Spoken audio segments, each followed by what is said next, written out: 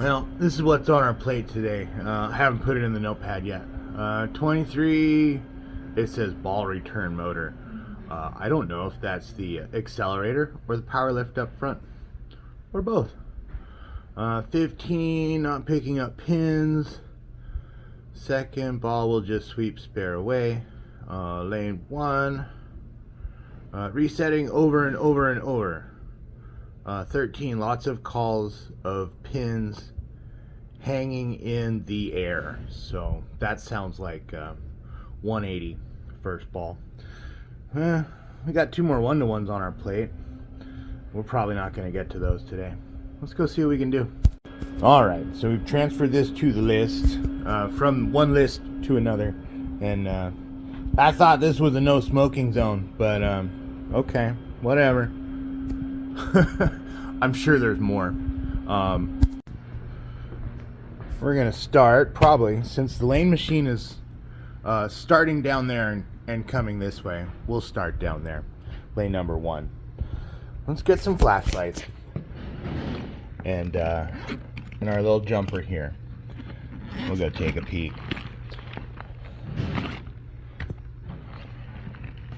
Need 1 more. We're gonna do 2. Well, this wasn't on the list. What is this? It doesn't appear to be a ball wheel belt. Got a ball wheel belt there. Got a pinwheel belt there. Is this silencer cord? No, it feels like a belt. It's was a V belt. Oh, you know what? Yeah, cross drive. There you go. Okay, add that to the list. Lane number 5, cross drive belt. Well, look at that. Lane number 1, continuous index, or continuous cycle. This spring, just hanging out here up on the catwalk. That's not good. So they had their guy, their main guy, had a week of vacation, right? And I haven't been here since last Saturday, and so their B guy, well, I don't know if you want to, C guy, D guy, whatever. He got hurt, so he was out, right? And they got one other guy, and he might be like the W guy, the XYZ guy. And basically it was like, well, look at it for 5 minutes. You can't figure it out, move on.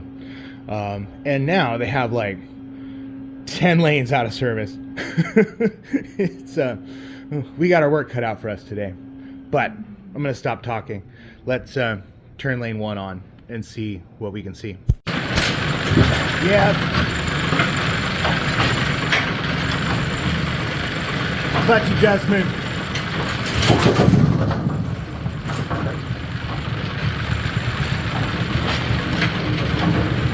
Okay, so I got her stopped at what would essentially be, I think we're like 270, but either way, 0, 90, 180, 270, that's where you want to stop.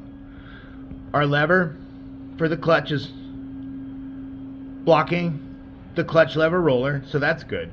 But look at this gap, that's like 6 times too big. I'm thinking the adjuster, the long like 4.5 inch adjuster bolt down there is loose. See if I can find a spot. Yeah. So let's grab some 7/16. We'll reduce that gap. And our clutch pack, our clutch sandwich should open up and allow the machine to stop again. So let's go in here and we will thread this bolt in. Yeah, she's loosey-goosey.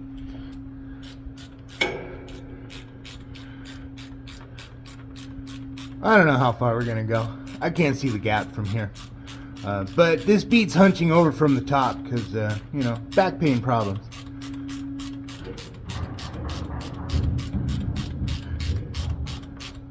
I don't know. Let's see if that's enough. I think we need to go a little more.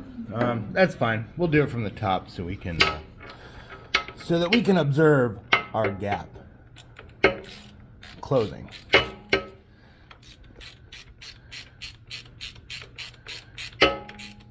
try not to make loud dings.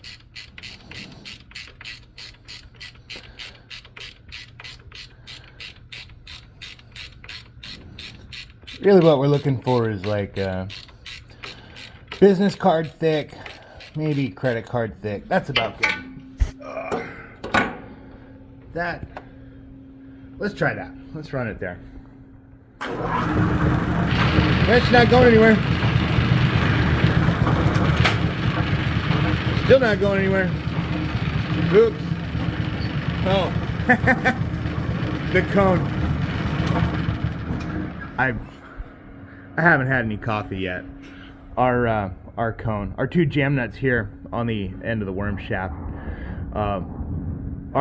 We made our gap here in our clutch pack too big by making that gap smaller. Oops, my mistake. I got her adjusted up. Well, no one was looking, right? We've done gearbox clutch adjustments before. We may not need to repeat ourselves there, but let's go ahead and plug it in. Because, you know, safety first. Let's see what we got now. Oh, rear reset button doesn't work.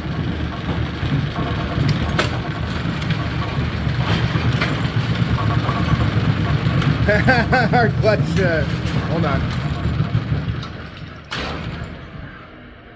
Our clutch lever is unsupported here. She's missing a spring. I wonder if that was what was attempted. So we have multiple things. Let's go find a spring. Cool. I located a spring, but I also discovered today's word of the day. Today's word of the day is mesothelioma. It's a bit of a long one, but exposure to fibrous asbestos loose in the air can cause mesothelioma. Let's get back to work. I didn't get it on camera. We were too busy discussing mesothelioma. Spring's on there. Is the bearing a little wonky? Yeah, but let's run it now. Let's see what happens. Power on. Stop.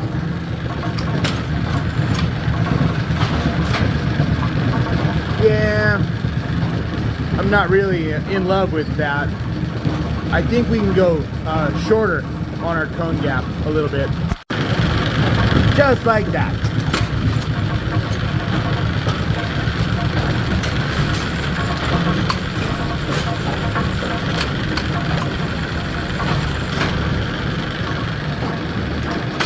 I'm going to cycle it a couple more times off camera. We've been cycling it for a few minutes and everything's looking really good. Stopped at 180, comes out at 180, stopped at 0. Cool. So we just got to tighten down our jam nut there and our jam nut on our lower adjuster screw, and we'll jump on to the next thing. Well, we seem to have discovered why the lower adjuster screw had backed out. There is no jam nut, there's no spacer, so we need to go replace that missing hardware too. Alright, lane 1 is done. On to the next thing. Yeah, that'll do it. Wiggle, wiggle, wiggle, wiggle, wiggle, loose ball attack. So we'll get that swapped out or tightened down, pardon me. But that's why I was stopping at 180 on first ball. That looks a little better, right? Wiggle, wiggle, wiggle. We're flexing the bracket. And it's not dipping out anymore. So lane 15, it looks like needs number 4 scissor. Slightly different from what the note on the board said, huh? We're gonna jump over to 23. Don't step on these. Can you see in there? It broke the wire. Well, let's see if we can resolder that Yeah, shouldn't be too difficult, but yeah, don't step on that. I mean, you can step here, just don't step here. Yeah, look at this one too. Bzzz. I wonder if we can find some little screws. Get the thing secured a little better too. We're gonna do a change of plans. We have some good wire ends here. They've got the protector sleeves already installed. We're just gonna cut these out and replace them. I found 2 screws, right? So we're gonna do 1 screw for each box. It's not perfect, but it's gonna be better than loosey-goosey, flippy-floppy. So yeah, really what we're gonna do, we're gonna bring these in. We've got them wired into the circuit. There was already wire nuts and stuff in here, so it was easier just to remove at the wire nuts and bring our spare units in here. Cool. Yeah, this will look a lot better. But yeah, little tiny screws. Kind of hard to fumble with kind of fat fingers. Since I was not paying attention to how these were clocked, we got a one key is on that, one key is that. The keys are kind of facing each other. We're going to have to reclock our connectors. That's okay. Loosen these 2 screws up, unthread our base.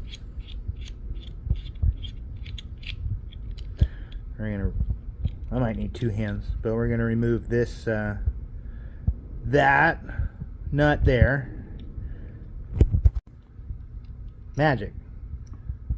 You can see how we've got a shell, right? What we're gonna do, we're still unplugged. The breakers are off on the pin setters, drop cords are unplugged. So we have 0 possibility of voltage coming in. Let's go ahead and clock that one there. And then we'll get our plug bodies put back on, and we will be done. So this one's done. The other side lined up just perfectly. No adjustment needed there. Yeah, that looks good. Now they're not short in the ground anymore. So we're up on top of the circuit box, and I wanted to check this fuse. Fuse looks good, and I went to go grab the meter just to verify, right? I don't trust visual inspection on fuses. And then I looked down, and yeah, it's not even hooked up. And then I looked down a little more. Resettable. Click. And then I looked down a little more. There's supposed to be a 1 amp fuse here. Oh my god. Let's bring in a 1 amp fuse so we don't burn the place down, right? So what we're gonna do is we're going to cut out, yes, it's unplugged, always safety first. We're gonna cut out these wire connectors and install some new ones, because our fuse holder, the tabs are a little bit different than the size that was in there. There you go, 1 amp fuse and holder installed, and now it's safe-ish. Safer-ish. Yeah, that's a word, right? Safer-ish. Yeah. We've got her plugged back in. Let's I'm gonna take a tiny step back here. Off on the rear switches. Breaker is on. Rear switches on. This is good. We haven't turned the accelerator power switch on yet, so let's do that. Yeah, big reach. Yeah, good thing I got long gangly arms, huh? Let's check our accelerator. You guys watch the motor, I'm gonna watch the circuit box.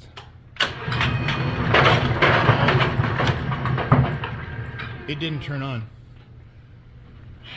Uh-oh. Did I maybe have that switch on the whole time and the thing's just so smooth I didn't know it was on? Maybe. We got a bad relay or something. She's running. Yeah. It's just so smooth it didn't feel like it was on. Cool. So this one's all done. Let's put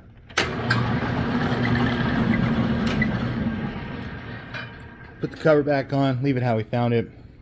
We're good here. So we can take 23 off the list. That's done. Power lift, not power lift, the accelerator. Box has been repaired. We have a 1 amp fuse in the top of it now that we didn't have before for extra protection. If you don't have a fuse in that, dude, you're just asking for trouble. But 15 we didn't get on camera.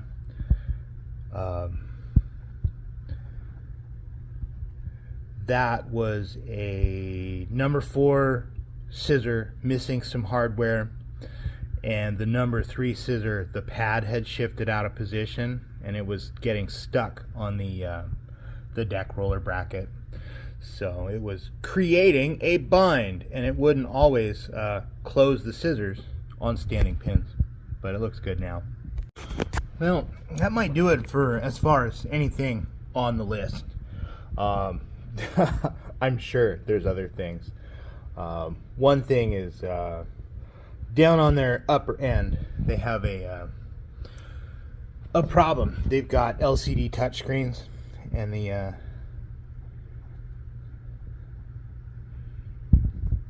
not turning on. Well, they should be always on, right? So we're gonna go down that way and see what we can see. So really what we're looking at is going to be that box. It's just a fancy box. It's got some fuses on it. It's got a fancy Molex connector port, and it's just a basic switch mode power supply in there. So generic parts in a fancy Brunswick box. Oh man, that's not good. What does this go to? This is round. This is a pinwheel silencer cord. Yeah, not gonna worry about that right now. Well, our list got a little bit longer, huh? 33. We've got a Harbor Freight motor in there. Keyway shot. The bore on the sheave is shot. We're gonna look at 32. We're gonna look at 16. But first, we need some more light. Yeah, check it out. I mean, it's totally totally trashed, but they want to see if I can make it run, because they don't want to put a new motor on it right now. So I cut a new piece of keyway. I carry 3/16 key stock with me. We're gonna see if we can salvage this. Unfortunately, this keyway looks a little longer than the one they had in the workshop, the other dead Harbor Freight motor. She doesn't want to sit in there square, huh? Yeah. See how it's crooked? A little bit.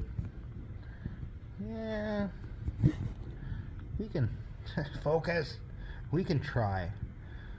Maybe we can tap it down. Maybe we can mill it out a little bit more. We're not gonna give up that easy. Well, that will work. I ran the flat file on its end. Hold on, we're zoomed in way too far here. On its end in the keyway. Took out a little booger. She's just fine. lays flat, everything's good. The issue now is that this is custom, right? The center that these came out of, these are approximately A speed, but this diameter is a little smaller than jetback. This is definitely smaller than jetback, but ever so slightly larger than A. And we may end up finding a belt incompatibility issue here, because most of their machines here are running jetback speed pulleys. They have a couple with A2, but none Model A. So we may get this fixed only to discover an additional roadblock. Well, look at that. It just slid right on. Cool. We're going to tighten down our set screws and then see what we can see with our drive belt situation here. We're definitely going to need to find a belt that is about 2 inches shorter. That's, yeah, not good. Not good. Well, who knows? We might get lucky. We might get creative. We'll just have to wait and find out. Yeah, run for now, right? Alright, the last thing that I know of for today, they're telling me that sometimes the number 5 pin falls through the turret center chute, and the other pins, either the other pins don't release or something along that line. So let's turn it on and see what we get.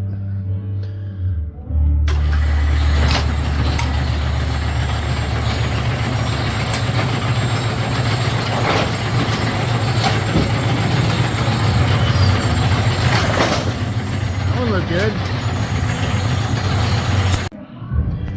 So the interlock probe was bent a little bit low. I have bent it back to where it looks pretty good. We have clearance under the blocking fingers. We're not binding on them.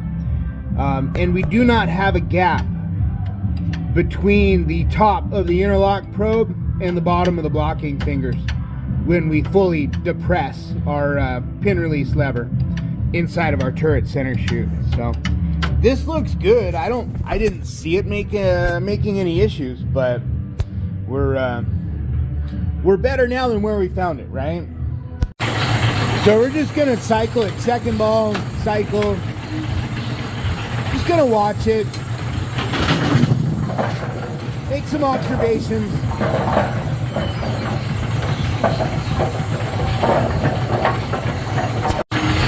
So we gave it a full deck signal, and we loaded the turret up with pins.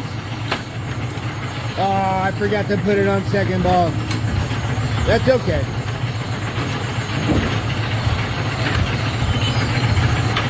Now we're on second ball. You are also upside down. That's okay. We'll fix it in post. Yeah. It held the pins beautifully. Dropped them from the basket into the deck at the perfect time.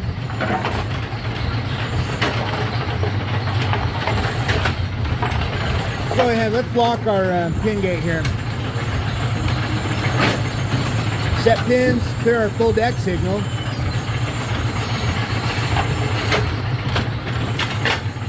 Okay, blocking finger held it when the deck was down, released when the deck was up. Index passed the 5 properly. So I think we're good here. But we're gonna just, I guess, turn it back over to them with the, hey, keep an eye on it. If it still happens, let me know. We'll follow up. I think it is worth mentioning, you know, we'll do the obligatory kind of while we're in here thing. The roller bearing here. on the Spider cam follower tension. If this bearing starts going bad, you're going to cause drag, and you may see the pin in the turret center chute fall through, and your spoons won't move out of the way to let pins from the turret into the deck. So while we're in here, this bearing looks perfectly fine. Doesn't feel rough, it doesn't look beat up, it seems to be in good shape. So I mean, it's just a quick 1 or 2 minute check while we're here, right? So let's rule that out. You know, while we're in here, let's take a look at our pin gauge, latch and lever.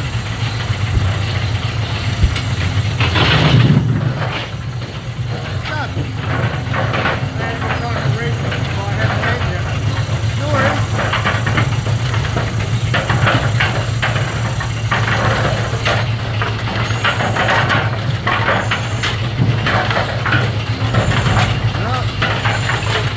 One there. One there.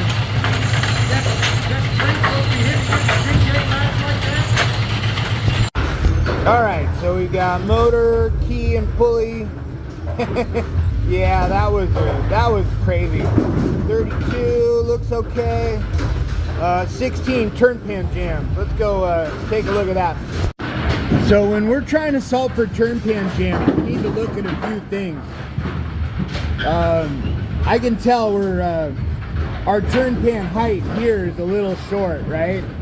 We need to go down a little bit. We need to increase the gap between the pinwheel and the turn pan. The other thing is we're kind of pitched at a bit of an angle. That's not terrible, but we need to check that as well. What we're gonna do, we're gonna turn the machine on. We're gonna watch pins go up. We want to do pins, one pin base first up, followed by another pin head first up. We want the heads of the pins pointed towards each other, and we're going to watch it as it comes up. The other complaint on this lane is that sometimes the pins go over the top of the turret. We've talked about this, well, we just looked at that on the last lane we were at, but we're going to check our pin gate adjustment here too. Our belts are in pretty bad condition. They don't have a spare set right now, so we can't really solve for that. So we're at 180. I put some pins head to head. We're just gonna watch it go up.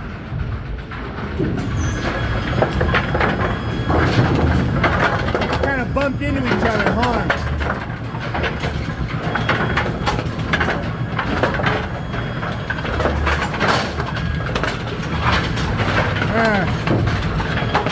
Look at how often our pinwheel is stopping as well.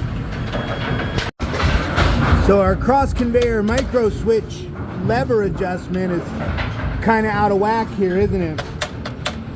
There's no spring here, not even touching the switch. So let's grab an Allen wrench. We'll need to adjust our lever here. We're also missing the rubber baby buggy bumpers here. I mean, it is what it is, right?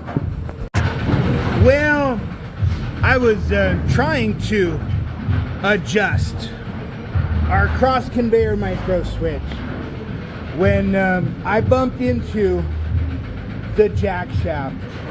We knew that this was bad, right?